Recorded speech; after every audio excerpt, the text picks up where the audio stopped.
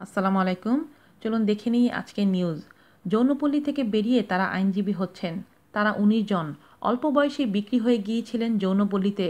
এরপর সেখান থেকে তাদের উদ্ধার করে ভারতের পশ্চিমবঙ্গের বিভিন্ন হোমে রাখা হয়। সেখান থেকে উচ্চশিক্ষা নিয়ে এবার আইনজীবী হওয়ার পথে সেসব তরুণীরা। আশা পটাবি ৯ বছর বয়সে বিক্রি হয়ে গিয়েছিলেন কলকাতার যৌনপল্লীতে। শবনম সিসোদিয়া ৮ বছর বয়সে নিজের বাবা যৌনপল্লীতে বিক্রি করে দিয়েছিলেন। কল্যাণী চক্রবর্তী ১৬ বছর বয়সে জোর করে বিয়ে দিয়েছিলেন অভিভাবকেরা।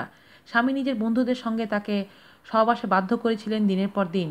সঙ্গীতা মণ্ডল ৯ বছর বয়সে লোকের বাড়ি কাজে ঢুকে যৌন নির্যাতনের শিকার হন, তারপরে বিক্রি হয়ে যান যৌনপল্লীতে।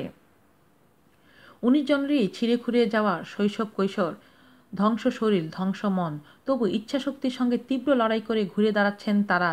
ছিনিয়ে আনতে চাইছেন কাঙ্ক্ষিত ন্যায়, অধিকার, মুক্তি। নিজেদের জন্য তো বটে, আবার নিজেদের মতো আরও অনেক মেয়ের জন্য।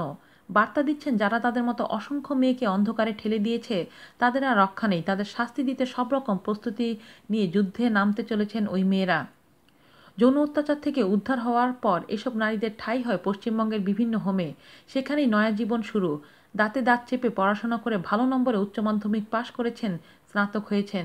পরে এক সর্বভারতীয় স্বেচ্ছাসেবী সংস্থার ফ্রি আ গার্ল মুভমেন্টের মাধ্যমে সামিল হয়েছেন আঘাতকারীদের পাল্টা আঘাত দেওয়ার অভিযানে। ১৯ জনই এখন আইনজীবী হওয়ার প্রস্তুতি নিচ্ছেন। কলকাতার হোম থেকে রয়েছেন আশা, শবনম, কল্যাণী আর সঙ্গীতা। তারা নানা বিশ্ববিদ্যালয়ের আইনের প্রবেশিকা পরীক্ষায় বসার প্রস্তুতি শুরু করেছেন, যাতে নিজেদের ও তাদের মতো অন্য নির্যাতিতদের হয়ে মামলা লড়ে ন্যায় ছিনিয়ে আনতে পারেন। স্বেচ্ছাসেবী সংস্থার তরফে কলকাতা বিশ্ববিদ্যালয়, বিদ্যাসাগর, বর্ধমান ও বিশ্বভারতীয় বিশ্ববিদ্যালয়ের সঙ্গে প্রাথমিক কথাও হয়ে গিয়েছে। সংস্থার পক্ষ থেকে ফ্রান্সিস গ্রেসিয়াসের কথায়, নারী পাচারের ঘটনায় আমাদের দেশে যত জন ধরা পড়ে তার মধ্যে মাত্র ১০ থেকে ১৪% শাস্তি পায়। বাকিরা ছাড়া পেয়ে